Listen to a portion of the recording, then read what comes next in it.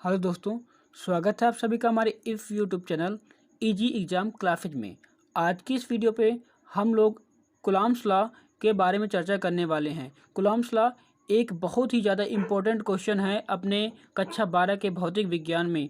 ये हर एक question paper में पूछा ही गया है।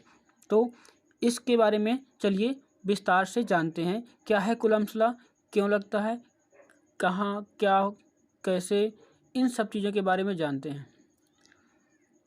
दोस्तों, हमने अपनी पिछली वीडियो में पढ़ा था कि समान प्रकार के जो आवेश होते हैं, यानी कि जो धन आवेश होते हैं, वो आपस में एक दूसरे को प्रतिकर्षित करते हैं, यानी कि एक दूसरे को रिपल करते हैं, ठीक।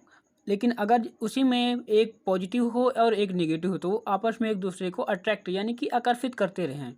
तो इन दोनों के बीच में कुछ एक फोर्स लगता है, उस फोर्स को हम वैद्युत बल कहते हैं। यानी कि हमारे एक पॉजिटिव चार्ज ये और एक नेगेटिव चार्ज ये, इन दोनों के बीच में जो फोर्स लगता है उसको हम वैद्युत बल कहते हैं, ठीक। यानी कि विपरीत प्रकार के आवेशों के बीच में एक बल कार्य करता है जिसे हम वैद्युत बल कहते हैं। तो इसी से संबंध में सन 1785 में फ्रांसीसी वैज्ञानिक कूलॉम ने एक अपने प्रयोगों के आधार पर दो आवेशों के बीच कार्य करने वाले बलों के संबंध में एक नियम दिया जिसे कूलॉम्स लॉ कहते हैं।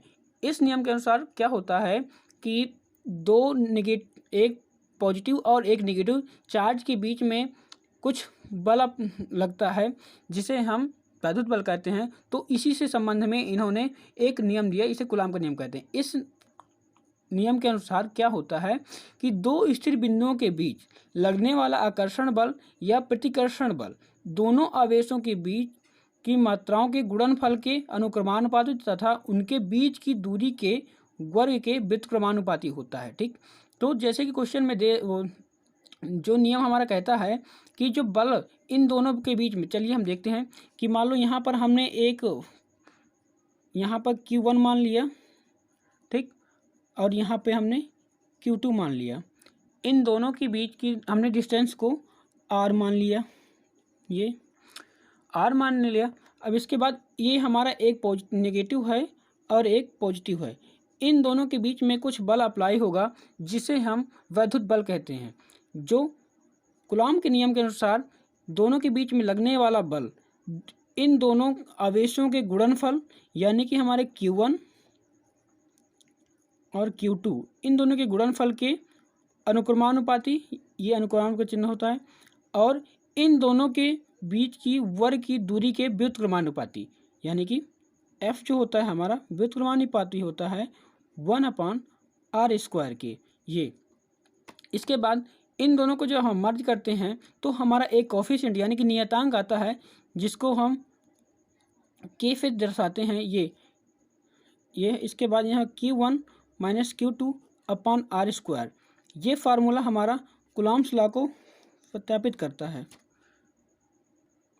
डियर स्टूडेंट, ये कूलॉम्स लॉ तो पूछा ही जाता है, साथ में इसका जो हमारा जो नियतांक यानी कि K आया, इसका मात्रक और मान भी पूछा जाता है। देखिए, अगर हमारा ये नियतांक K जो हमारा नियतांक है, इसका मान 9.0 × 10⁻9 न्यूटन मीटर स्क्वायर पर कूलम्ब स्क्वायर ये होता है, ठीक। ये कैसे आता है कि हम लोग जानते हैं कि कूलॉम का स्क्वायर, चलिए हम थोड़ा इसका देख लेते हैं कि ये कैसे आता है।